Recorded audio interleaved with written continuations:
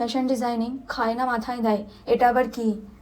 তো Radhe Radhe, hello everyone, আমি designer Mridha. তো যারা আমার মতো নিম্ন মধ্যবিত্ত ফ্যামিলি থেকে বিলং করো তারা জানো, তাদের মা বাবারা হয়তো ফ্যাশন ডিজাইনিং কি, ফ্যাশন ডিজাইনার কারা হয়ে থাকে, তো এইসব বিষয় হয়তো তারা একদমই তাদের কোনো নলেজ নেই। তো সেই কারণে এই একই কথা আমাকেও শুনতে হয়েছিল। তারা জানে এই প্রফেশন মানে ডাক্তার ইঞ্জিনিয়ার হতে হবে। তো এরকম যারা ফেস করেছো আমার মতো, তো তাদের জন্য স্পেশালি আজকে ভিডিওটা, কিভাবে তোমরা ফ্যাশন ডিজাইনার হবে। তো আমিও এরকম অনেক কথাই শুনেছিলাম, ফ্যাশন ডিজাইনিংটা কি তারা সেই বিষয়ে জানতো না। তো সেই হিসাবে আমাকে পড়ার জন্য ও তারা যে হেল্প করবে সেটাও তারা করতে রাজি ছিল না, কারণ তারা সে বিষয়ে জানতো না। এটা খুবই স্বাভাবিক ব্যাপার, নিম্নবিত্ত ফ্যামিলির কাছে এটা অনেকটাই fashion designing as a career choose করাটাও অনেকটা বড় বিষয়। তো এবার আসছি, যারা ফ্যাশন ডিজাইনিং পড়তে চাইছো, এবার অনেকের কোশ্চেন থাকে তুমি কোথা থেকে ফ্যাশন ডিজাইনিং পড়েছো। তো আজকের ভিডিওতে কিন্তু আমি অনেক কিছু ইম্পর্টেন্ট টপিক আজকে ক্লিয়ার করব। তো অবশ্যই একদম লাস্ট অবধি থেকো। এবং যারা আমার মতো রয়েছো, কারণ আমার মতো ঢেটা রয়েছো যে একবার ভেবে নিয়েছো ফ্যাশন ডিজাইনার হবে বা নিজের কেরিয়ার নিজে চুজ করবে, তো তাদের জন্য স্পেশালি এই ভিডিওটা।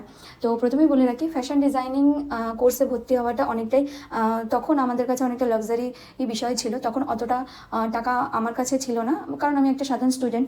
হওয়ার আগে এই সেকেন্ড ইয়ার যখন এন্ড হয়, আমি তখন থেকে বিজনেস স্টার্ট করে ফেলেছিলাম। তো লকডাউন ছিল তখন, সেই গল্পটা আমি অন্য আরেকদিন বলবো।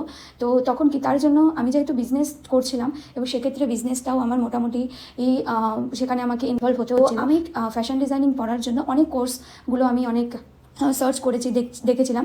বাট সেক্ষেত্রে আমার মনে হলো আমার ক্ষেত্রে যেটা বেটার হয়েছে সেটা হচ্ছে অনলাইন ফ্যাশন ডিজাইনিং কোর্স বা ডিপ্লোমা করার জন্য, কারণ আমি ফিজিক্যালি প্রেজেন্ট থাকতে পারবো না। তো অনলাইন আমার কাছে বেটার অপশন।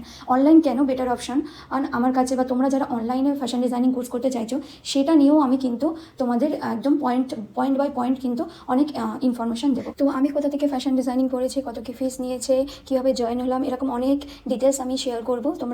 তোমাদের কিন্তু অবশ্যই অনেকটা হেল্প হবে। তো আমি যে ইনস্টিটিউট চুজ করেছিলাম আমার জন্য সেটা হলো রাজারানী কোচিং। যারা ইনস্টাগ্রামে রয়েছে, যারা হচ্ছে নিয়মিত ফ্যাশন ডিজাইনিং বা স্টিচিংয়ের ব্যাপারে রিলস দেখো, তারা প্রিয়া ম্যাম এবং রাজারানী কোচিংয়ের রিলস কখনো না কখনো অবশ্যই তোমরা দেখেছো। তো এটা হচ্ছে আমার সব থেকে লাইফের বেস্ট ডিসিশন, রাজারানী কোচিংকে চুজ করা আমার ফ্যাশন ডিজাইনিংয়ের স্বপ্ন পূরণের জন্য। ডিসিশন আমি কেন বলছি তার কারণগুলো তোমাদের সাথে শেয়ার করি। প্রথম বেসিক কারণ হচ্ছে প্রচুর পপুলার, আর গিনিস বুক ওয়ার্ল্ড রেকর্ডেও তাদের কিন্তু অনেক ক্ষেত্রে নাম রয়েছে, প্রচুর অ্যাওয়ার্ড রয়েছে।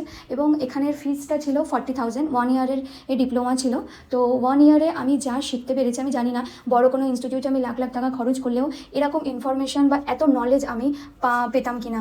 তার কারণ হচ্ছে একটা ধরো তুমি কিছুই জানো না, একটা সুই ধরতে জানো না, একটা সুই ধরা থেকে শুরু করে তুমি একটা বিজনেস কীভাবে রান করবে, একটা ফ্যাশন ডিজাইনার কী করে হবে, বা কোনো তুমি জব করতে চাইছো, জবে কীভাবে তোমার পোর্টফোলিও বানাবে, কীভাবে তোমার হচ্ছে সিভি বানাবে। তো মানে এত নলেজ কীভাবে নিজেকে স্টাইল করবে, নিজেকে গ্রুম করবে, মানে প্রচুর নলেজ। সাধারণ কোনো কলেজ বা ইনস্টিটিউট কিন্তু এই নলেজ তোমাদের এত পরিমাণে দিতে পারতো না। এক বছরে আমি যতটা পরিমাণে নলেজ পেয়েছি। আর অনলাইন কোর্স আমি কেন বলছি, অনেক সময় কী হয়, আমরা যখন কোনো কলেজে ক্লাস করে বাড়ি আসা অবধি আমাদের একটা স্বভাবই থাকে, ক্লাস করে বাড়ি আসতে না আসতে আমরা বিষয়টা ভুলে যাই। আবার গিয়ে প্রফেসরকে যদি আমি জিজ্ঞাসা করি যে স্যার এই টপিকটা নিয়ে আরেকবার বোঝান, তো সেই ক্ষেত্রে কিন্তু সেটা সে আলাদা করে বোঝাবে না।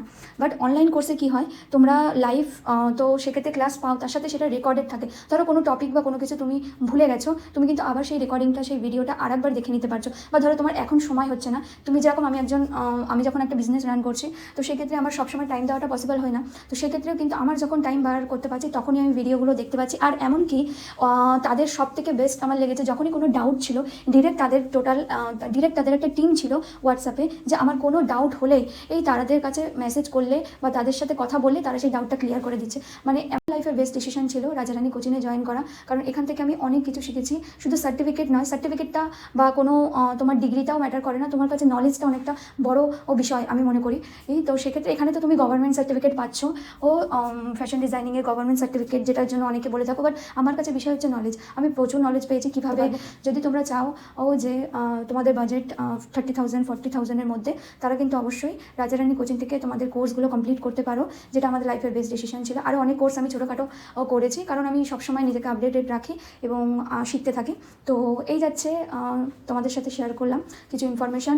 এটা হচ্ছে পার্ট 1। পার্ট 2-তে কিন্তু আমি আরও ইনফরমেশান তোমাদের সাথে শেয়ার করব। তো অবশ্যই কিন্তু তোমরা সাথে থেকো।